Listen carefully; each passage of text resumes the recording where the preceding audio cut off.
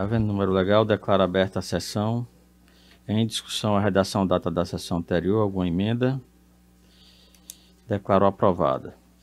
Inicialmente, registrar as boas-vindas aos desembargadores Cornélio Alves e desembargadora Lourdes Azevedo, que retornam após período de férias.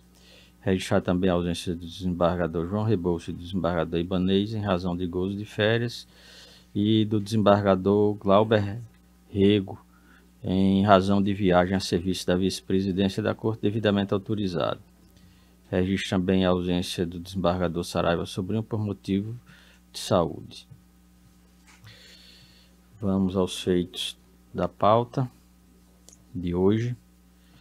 O primeiro é o mandado de segurança civil 081 49 90 62, impetrante construtora OAS SA em recuperação judicial, aí tem empresa industrial técnica, da relatoria do desembargador Ricardo Procópio, a inscrição para sustentação oral do Dr. Caio Vitor Ribeira Barbosa, para falar pelas impetrantes.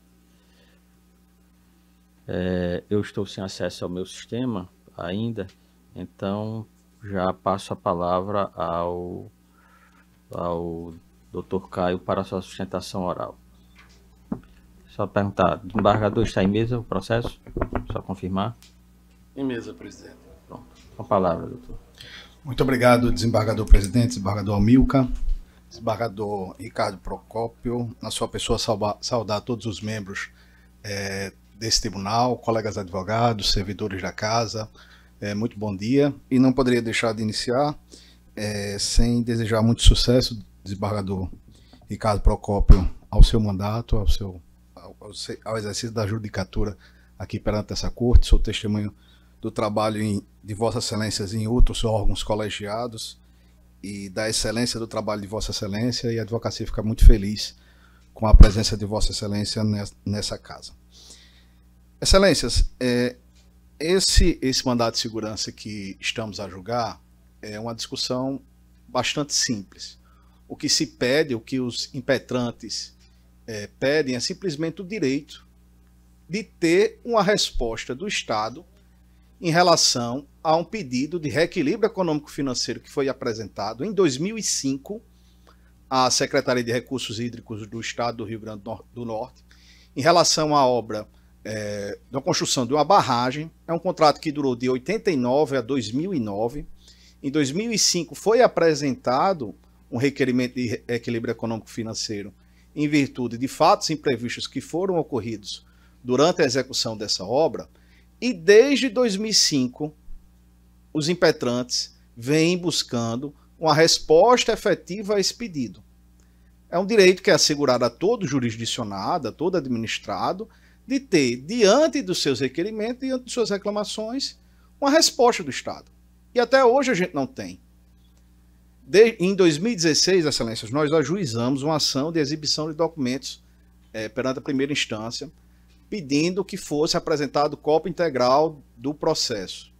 Inclusive, durante a instrução desse processo, durante o julgamento, o próprio Estado do Rio Grande do Norte, ele reconheceu que foram extraviados os documentos desses autos, que não teriam cópia integral e ainda não tinham a decisão de mérito, embora tivesse um despacho de um ex-secretário de Recursos Hídricos dizendo que que ele manifestava, reconhecia a procedência do requerimento administrativo, mas não houve decisão terminativa em relação a esse requerimento.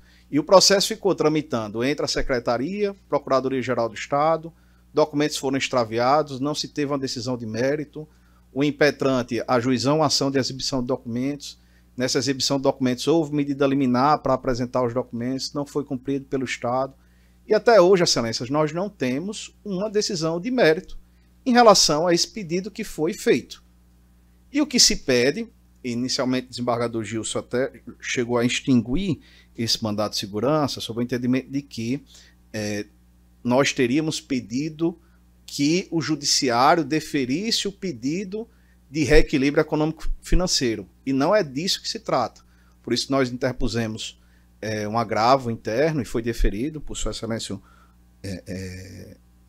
o juiz Ricardo Procópio, que estava em substituição, Ricardo Tinoco, desculpa, que estava em substituição, e agora vem para o julgamento do mérito. Então, Excelências, um pedido para que esse tribunal determine ao secretário que finalmente decida o mérito desse requerimento administrativo, que está tramitando desde 2005, para que o impetrante possa adotar as medidas, enfim, cobrar essa diferença, ou se for indeferido, recorrer, enfim, judicializar com base numa decisão de mérito, mas o que se pede tão somente, e o que se diz, é um direito líquido e certo, por ser justamente um direito de ter uma resposta do Estado em relação ao requerimento administrativo que foi realizado. Então, Excelências, nós pedimos a concessão da ordem para que seja determinada o secretário do Estado que profira a decisão de mérito em relação a esse requerimento que já vem tramitando desde 2005. Muito obrigado, Excelências. Bom trabalho. Palavra o relator. Presidente, senhores desembargadores, há uma preliminar a ser submetida ao plenário antes da apreciação do mérito. Foi suscitado pela autoridade apontada à coatura a decadência para a impetração da segurança, porque o último ato formal praticado no âmbito do processo a que se refere o mandamos data de 2010. Só que eu estou encaminhando o julgamento da preliminar pela rejeição, porque se trata de conduta omissiva, que, como sabemos, renova-se sucessivamente. Em rápidas palavras, é assim que coloco o tema para julgamento e rejeito a preliminar, presidente. Quanto à preliminar, alguma divergência? Porque temos aqui a maioria acompanhando. O relator tem uma divergência do desembargador Cláudio já protocolada, mas eu acho que é quanto ao mérito propriamente dito, não é, desembargador? Não, senhor presidente, a preliminar que eu arguo agora é de legitimidade passiva do Procurador-Geral do Estado, porque realmente o ato seria do secretário, não é? E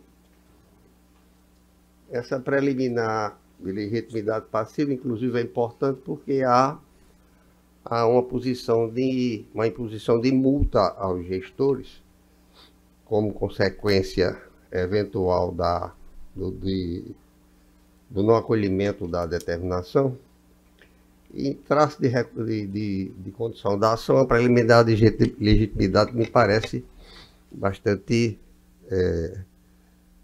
juridicamente bastante interessante. Então, também peço o opiniamento do Ministério Público sobre essa questão, que arguo nesta assentada, porque ao procurador não há nenhum ato omissivo ou comissivo relativamente à conclusão ou à resposta desse pedido de reequilíbrio econômico-financeiro do contrato. De maneira que colocam antes do julgamento do mérito, e no mérito, quanto ao secretário de Recursos Hídricos, me parece, eu estou acompanhando o relator, mas arguo preliminarmente essa questão da elegibilidade passiva do Procurador-Geral do Estado. Nós temos dois impetrados, o secretário estadual do Meio Ambiente, Recursos Hídricos, e o Procurador-Geral do Estado. Vossa Excelência argui a preliminar de legitimidade passiva do Procurador-Geral do Estado, não é isso? O Ministério Público tem alguma questão a declarar, Excelência? Bom dia. Só para consignar que já houve manifestação aqui do Ministério Público, notadamente da Procuradoria de Justiça, considerando a delegação de atribuições da PGJ às procuradorias pela ausência de interesse, inclusive no mérito.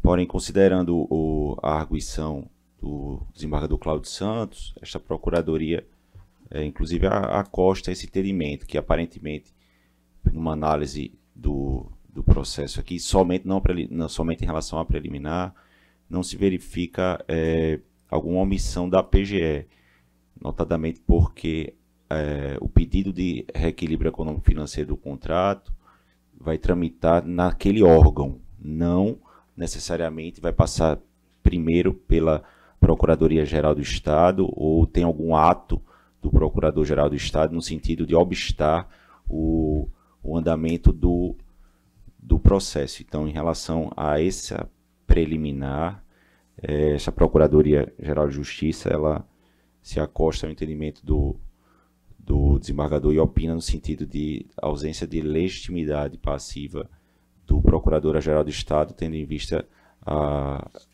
o processamento do feito caberia ao órgão do Estado, não necessariamente à PGE, porque se entender nesse sentido, qualquer processo administrativo que tramite em algum órgão do Estado, o procurador também seria legitimado passivo, o que não parece um entendimento mais razoável. O relator sobre a preliminar. Presidente, eu penso que Sua Excelência o desembargador Cláudio tem razão. Não é nem tanto pelas razões, com todo respeito, suscitadas pelo Procurador-Geral, mas porque, e aí dou-me conta agora, o Procurador não tem o poder de desfazer o ato, embora seja uma instância que vá oficiar no procedimento. De modo que eu refaço a minha posição e também acolho a preliminar suscitada pelo desembargador Cláudio Santos. Os demais, alguma divergência quanto à preliminar suscitada pelo desembargador Cláudio? Eu acompanho, senhor presidente, porque é desinfluente essa preliminar. As autoridades foram duas, no caso permanece o secretário. Preliminar. Agora pergunto quanto ao restante que Vossa Excelência acompanha. Então, nesse caso, será unanimidade, já que os demais votos estão acompanhando o relator. A acolhida preliminar suscitada pelo desembargador Cláudio Santos, pelo relator e pelos demais, a unanimidade pelo procedência... Concessão da ordem. Concessão da ordem. Como voto, então, proclamado a matéria. O segundo pela ordem é o agravo interno em medida cautelar em ação direta de inconstitucionalidade, onde tem como agravante o Ministério Público do Estado do Rio Grande do Norte e agravado o governador do Estado, presidente da Assembleia Legislativa do Estado. Da relatoria originária da desembargadora Berenice Capuchu, e nós temos a seguinte situação: após o voto da relatora rejeitando a prejudicial de nulidade da decisão combatida suscitada pela recorrente, bem como a prejudicial de sobreajustamento requerida pelo Estado do Rio Grande do Norte e no mérito negando provimento ao agravo, e o voto do desembargador Saraiva sobre uma abrindo divergência para acolher a prejudicial de sobreajustamento, pediu visto o desembargador Cláudio Santos. O desembargador Saraiva já comunicou que abria mão da presença dele na votação desse processo. Indago se o processo está em mesa, desembargador Cláudio. Está em mesa, senhor presidente. Voto, inclusive acompanhando a posição do desembargador Saraiva, e realmente, inicialmente, me chamou a atenção a decisão isolada, monocrática da excelentíssima desembargadora Berenice Capuchu, porque me parece que só em caráter excepcionalíssimo, para não perecer direito, uma questão de urgência urgentíssima, é que o pedido liminar, a pedido cautelar liminar poderá ser deferido de forma monocrática. Então, na minha vivência no tribunal, já se vão quase 20 anos, eu não me lembro de ter visto outra oportunidade em ADIM haver realmente uma decisão monocrática, né? Não resta dúvida que cabe essa interpretação espousada pela ilustre relatora, mas numa interpretação mais sistemática do que literal, o deferimento da cautelar ou indeferimento são a mesma razão de ser para que a matéria sempre seja trazida ao colegiado. a não ser, como disse e repito, em casos excepcionalíssimos e que mereça uma decisão monocrática, imediata, urgente. Então, juntei um voto com alguma argumentação e, máxima vênia, eu também, relativamente ao sobrestamento, eu entendo que não é matéria absolutamente que trata de direito subjetivo. Portanto, como um processo é objetivo, que não há pessoas envolvidas, sejam jurídicas ou físicas, que é próprio da ação direta de inconstitucionalidade, eu estou abraçando aqui o entendimento do desembargador Saraiva para conceder exatamente a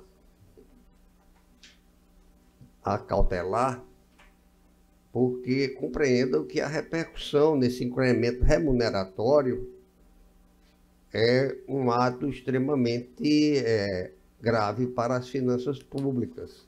O impacto financeiro do exercício do corrente ano, que não está, inclusive, contemplado no orçamento, merece uma reflexão pelos valores financeiros já numa situação em que o erário se encontra muito combalido, o que é fato público e notório. De formas que, pedindo máxima vênia, eu estou aqui votando no sentido do deferimento da cautelar com efeito ex nunc, e examinaríamos o outro efeito ex tunc para o mérito, para suspender esse aumento das despesas previsto nessa lei complementar. Eu não vi aqui, realmente, confesso que não vi, posição do Ministério Público numa matéria realmente de grande importância. Não sei se tem manifestação do Ministério Público, mas vou... O autor foi o Ministério Público. O autor é o Ministério Público. Então, mais ainda, me rendo porque eu tinha elaborado esse voto antes de viajar de licença, e se evidencia ainda mais importante, porque de outra forma, se houver realmente esse incremento de 33% nessa despesa, nós teríamos aí uma situação irreversível para aqueles que vão receber de boa fé. Então, me parece ainda mais gritante a necessidade de se suspender o efeito ex nunc, naturalmente, agora, na cautelar, essa posição da lei que impacta de maneira muito forte as finanças públicas. E é como voto, senhor presidente, pedindo mais uma vez, máxima vênia à relatora e aos que eventualmente entendem da mesma forma. Antes de passar a palavra à relatora, só para esclarecer, no caso, Vossa Excelência não acolhe a primeira preliminar sustentada pelo desembargador Saraiva, que seria do sobreachamento do feito. Exatamente. Mas acolhe a questão da segunda parte que ele sustenta, da impossibilidade da análise monocrática da... Exatamente. E já vota pelo deferimento da liminar da cautelar com efeito ex nunc. Exatamente. Muito bem colocado por Vossa Excelência. A relatora tem alguma consideração a fazer? Apenas para dizer que eu mantenho o meu voto. Entendo que o STF, no seu posicionamento, ele é firme, que permite tanto o indeferimento quanto o deferimento monocrático de cautelar em ADI. E trago esses julgamentos, inclusive entreguei para os senhores desembargadores. E tem uma nota também no rodapé do meu voto. E a questão é se a votação vai ser pela nulidade da decisão monocrática, porque se for, eu não tenho que me pronunciar. Não acompanho, claro. E Por outro lado, foi indeferida. Então, sobre o alcance dela, também não tenho que me pronunciar no momento, senhor desembargador, senhor presidente. Então, deixe eu ordenar, porque o sistema está registrando um tanto confuso. Deixe eu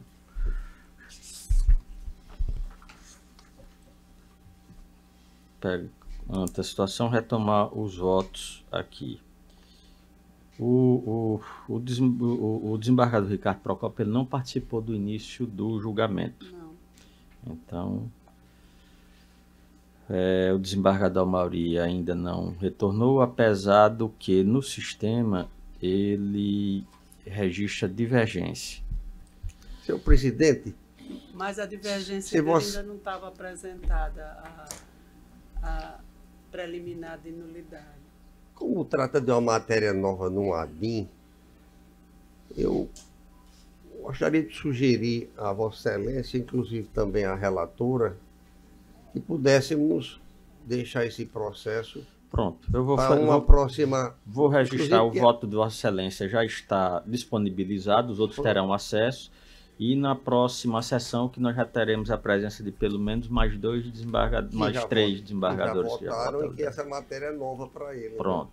Tá bem. Então, suspenso o julgamento após a aprovação do voto de suspensão ante a ausência de 3 votantes por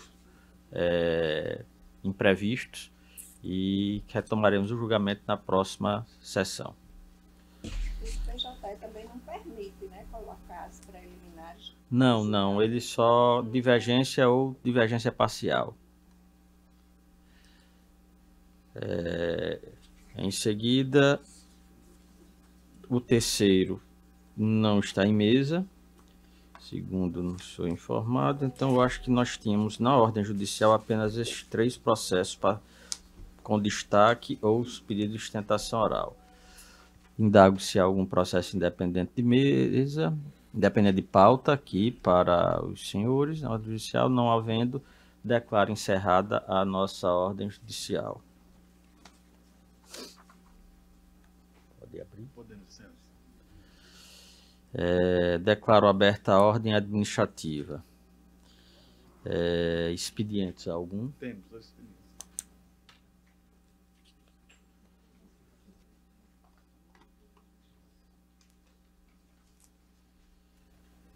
Expediente.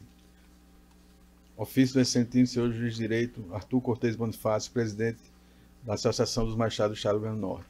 Senhor presidente, cumprimentando Vossa Excelência, temos a honra de comunicar que recebemos moções de congratulações apresentadas pelos ilustres deputados estaduais Hermano Moraes e Cristiane Dantas, em face da nossa posse à frente da AMARNE para o próximo triênio. Temos por certa a importância de um excelente relacionamento institucional com a Assembleia Legislativa, legítima casa representante do povo potiguar, pelo que dividimos a referida homenagem com toda a magistratura estadual. E ainda, Excelência, ofício do excelentíssimo senhor desembargador Espírito Ferreira, no exercício da presidência do Tribunal Regional Eleitoral do Estado do Rio Grande do Norte. Senhor presidente, comunica a Vossa Excelência, nos termos do artigo 11 do Regimento Interno daquela Corte, que no dia 31 de agosto de 2024 terminará o primeiro biênio dos membros desta Corte Eleitoral, titular e substituto, na classe desembargador. Ele faz menção aos excelentíssimos senhores desembargadores Cornélio Alves e Expedito Ferreira de Souza como membro efetivo, e o excelentíssimo senhor desembargador Saraiva Sobrinho e Ibanez Monteiro como membro substituto e somente, Excelência. Na pauta do dia da nossa ordem administrativa, nós temos um processo administrativo 0508, que foi publicado como processo administrativo pautado e tem como recorrente Hilton Salles Chaves, mas na realidade era apenas para sorteio. Foi incluído como pauta de julgamento, mas na realidade é apenas o sorteio do relator, não é o julgamento. Inclusive nos foi apresentado um pedido de suspensão de retirada de pauta, como se julgamento fosse, mas foi um equívoco secretaria que presta apoio aqui à nossa sessão de pauta, e esse é apenas para o sorteio, ele e outro processo. Então deixaremos os sorteios para o final. Há uma minuta de resolução na pauta do dia, numa resolução número 20, que institui o Programa de Gestão Documental do Poder Judiciário do Estado do Rio Grande do Norte. Matéria, como temos dessas situações que o CNJ determina que nós adotemos as devidas providências e estamos fazendo as devidas adequações. E indago se podemos declarar aprovada a minuta de resolução. Se há algum pedido de esclarecimento, então, aprovada a unanimidade. Na extra pauta, temos a homologação de afastamento do desembargador Vigílio, 2 folgas compensatórias, do desembargador Glauber Rego, que, como disse, ausente do Estado para participar de evento da vice-presidência, e do Ricardo Procópio, que pediu também afastamento, porém sem prejuízo de função, para tratar de assuntos urgentes, e já, inclusive, retornou em breve. Fechamento breve. E nós deferimos, estamos solicitando aqui, apresentando para a homologação de referendo do Pleno esses 3 afastamentos. Todos de acordo? De acordo. Então, aprovados.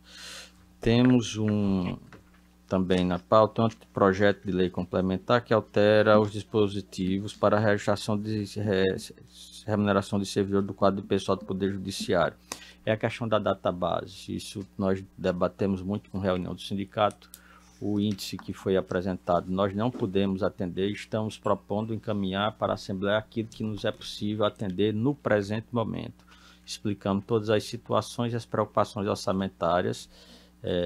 Os sindicatos, dentro da sua legitimidade, esperavam e esperam que haja um retorno dessas negociações mais à frente, mas no momento que nós podemos propor como reajuste da database é o índice que estamos propondo, sem comprometimento orçamentário, pelo menos no presente momento, esperando que adiante haja uma folga que nos permita retomar esse debate. Indago se há alguma discussão, algum esclarecimento a respeito desse projeto que estamos apresentando, que deverá ser encaminhado à Assembleia para as análises devidas. Algum esclarecimento, alguma divergência? Podemos aprová-la na presente situação? De acordo, senhor. Agora vamos aos sorteios. No processo administrativo 0508, nós já temos sorteados o desembargador Expedito, então não participa do presente sorteio, que foi no processo anterior. Da mesma forma, o desembargador Cornélio, igualmente o desembargador Ibanez, que foi relator de um padre. Impedido de participar no presente sorteio, o desembargador Amauri, uma vez corregedor geral, e ele é impedido de participar nessa ocasião. Então, os demais, esses daqui não participam. Se sair algum nome dele, será sorteado um novo nome. Então, claro. Puxa um papelzinho aqui. Desembargador Ricardo Procópio. Pronto, foi sorteado aqui já.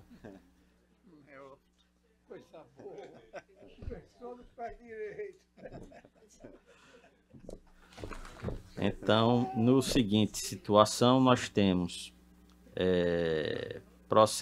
o processo administrativo 041-31, tem como recorrente Sérgio Luiz de Paiva, e estão excluídos, já sorteados em processos anteriores, o desembargador Expedito, o desembargador Cornélio, o desembargador Ibanez e também o desembargador Glauber, por já ter sido relator no Conselho da Magistratura, já que esse é um recurso de uma decisão proferida pelo Conselho, e o desembargador Cláudio Santos, que tinha verbado suspeição no processo enquanto ainda no Conselho da Magistratura.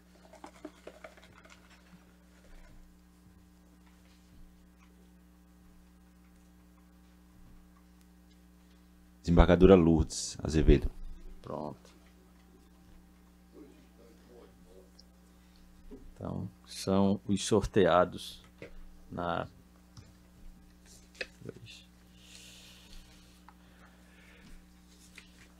Não temos mais processos administrativos. Indague-se algum processo que independa de pauta.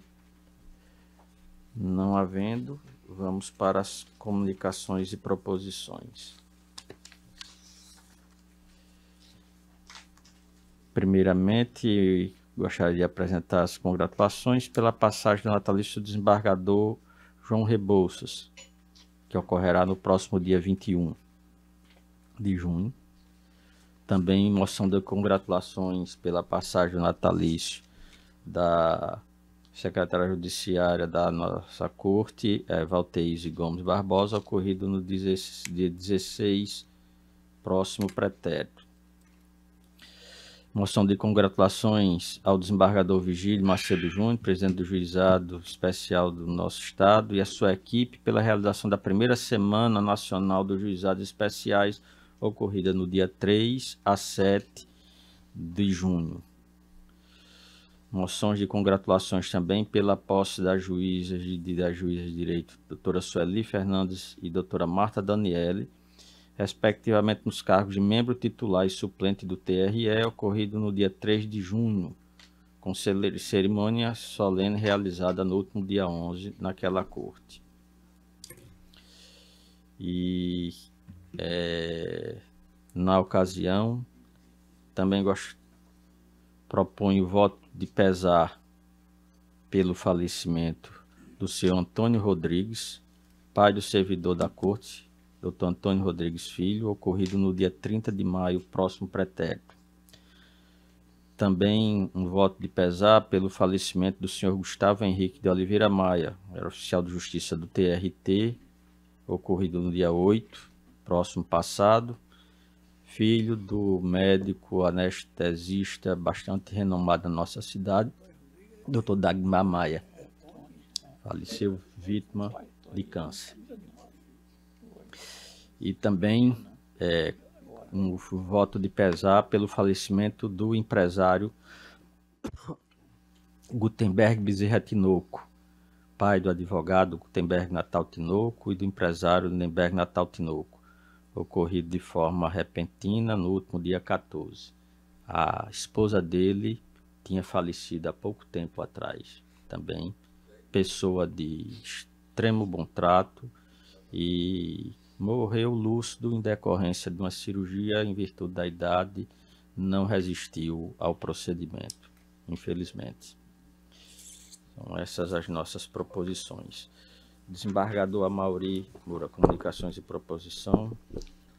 Não tenho, excelência. Apenas reiterar a minha justificativa em face do meu atraso.